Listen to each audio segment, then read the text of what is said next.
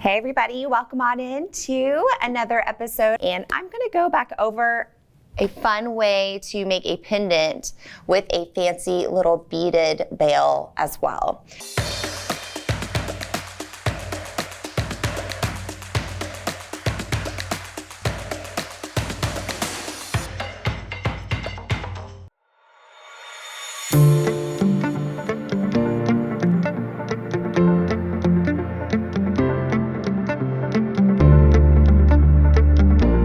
So if you have any teardrop beads like that are side drilled and top drilled, this will work, and it's really cute for pendants and for earrings. So we're gonna do that today, and I'm excited to work with these brand new Labradorite beads that are so gorgeous. We're gonna be using these beautiful briolettes here. You can see that awesome flash. And then we've got our little seed beads we're gonna be using. These are sterling silver 11-0 seed beads, and then we've got some small beads to choose from to wrap. I've got a stainless steel chain to put my pendant on, and then I've also got 26 gauge and 24 gauge silver parawire. Let's get started, and we're gonna make this cute little pendant. The first step is to get some 24 gauge wire. I like to use a slightly thicker wire for this part of going through the teardrop, because this is gonna be the little bar that holds this entire bead up.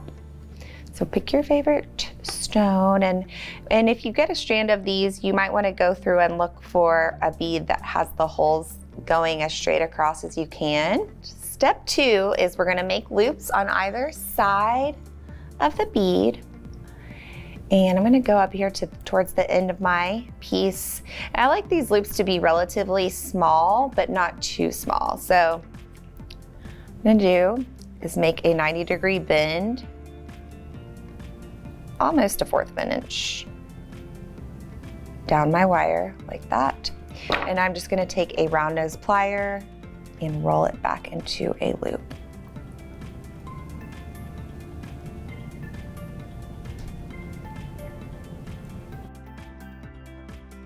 I like this one, it's got a very small tip, this plier. Okay, we're gonna do the same thing on the other side. Make a 90-degree bend. Well, you may want to use a little plier.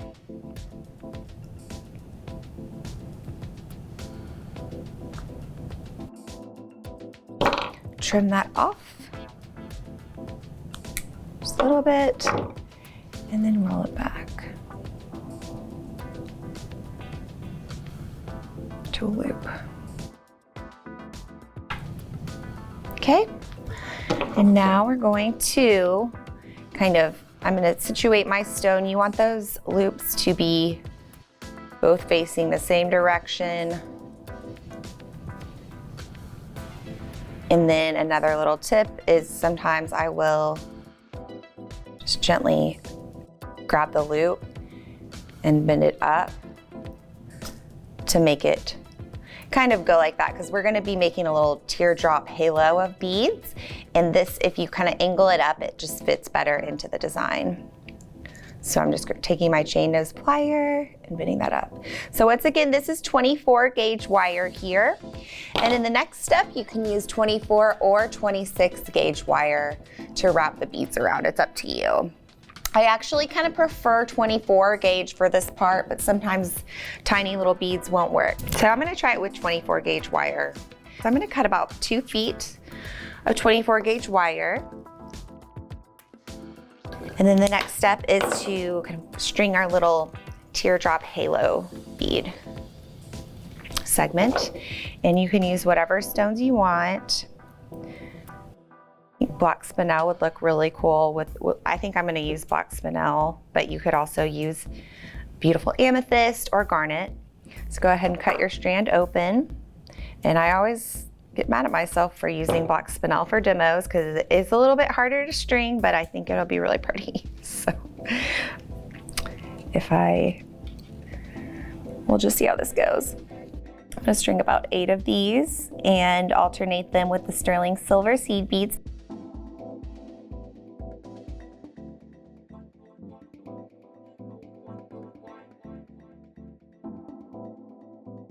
Once again, we're making our little halo for the teardrop. So as you go, you can kind of hold it up against your bead and see if you need to add more or less.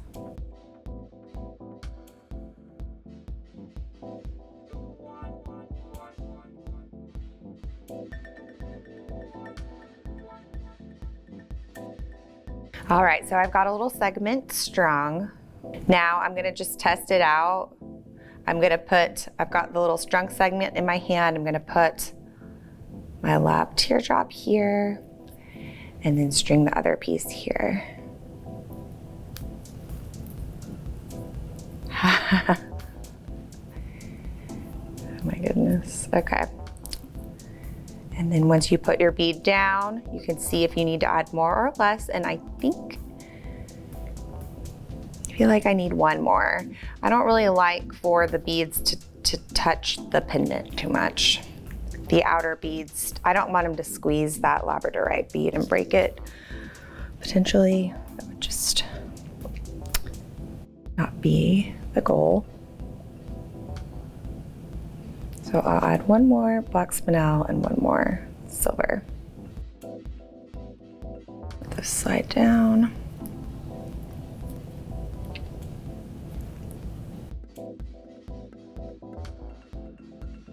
And, okay. You can kind of press the bottom up too if you need to. You can kind of take the bottom with your hand. If you have a flat bottomed brio, just kind of shape it around it. Okay, so I think that'll be nice. That'll be good. All right, so then the next step, once you feel good about the number of beads, and you can play with the idea, like if you want to end that segment with a spacer bead or not, that's up to you. Sometimes those will give you exactly the little extra space taker that you need. So I think the next part, I might go ahead and string seed beads next, the silver beads, and then the black spinel, but we'll just have to see. Sometimes the spacing is different on every teardrop bead because they're all different. And it's gonna go seed bead, black spinel. Okay, that looks much better to me. So that is gonna bring both of those edges up and be a nice shaped teardrop. And I like that. Okay, so next we're going to finish off the top loop of this piece. And we're gonna take a chain nose and a round nose plier together. Okay, so bring those up here together over the point. And I like to give both of those a little squeeze just above to kind of mark where I'm gonna be working. See that little bend?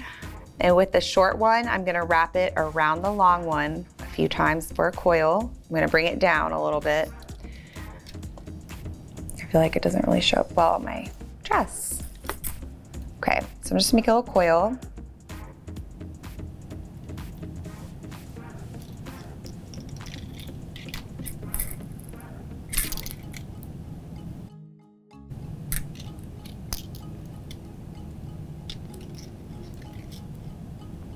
Okay, and then take your flush cutter. You're gonna trim that off in the back and then tuck that little tail down.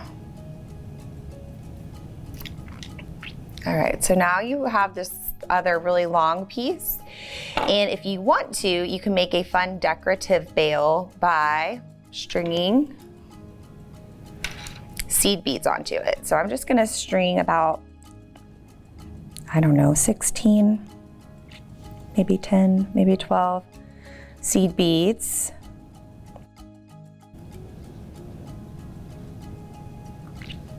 And then roll them back into a little loop. That looks big enough. That is 5, 10, 14 seed beads. So then you let those slide down. And you're gonna just kind of push that away from you, and then we're gonna take a round nose plier, or sometimes this plier, a 6-step plier is good for this too. But you just gonna roll it forward. actually gonna roll it with my hand and then stick my tool back in that loop to reshape it in a moment. So just roll that down back to the bottom, and then we're gonna coil. I have to kind of hold everything together. We're gonna coil right underneath it where everything comes together, right here. So take that piece in your hand.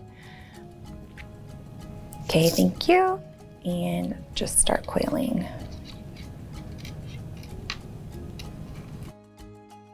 Go down to those black spinel beads, and then you can go back up and kind of use this wire to put pressure up here so that they stay, so the beads stay full towards the top. And you can see the little imprint on my finger. That's kind of how hard I'm holding it.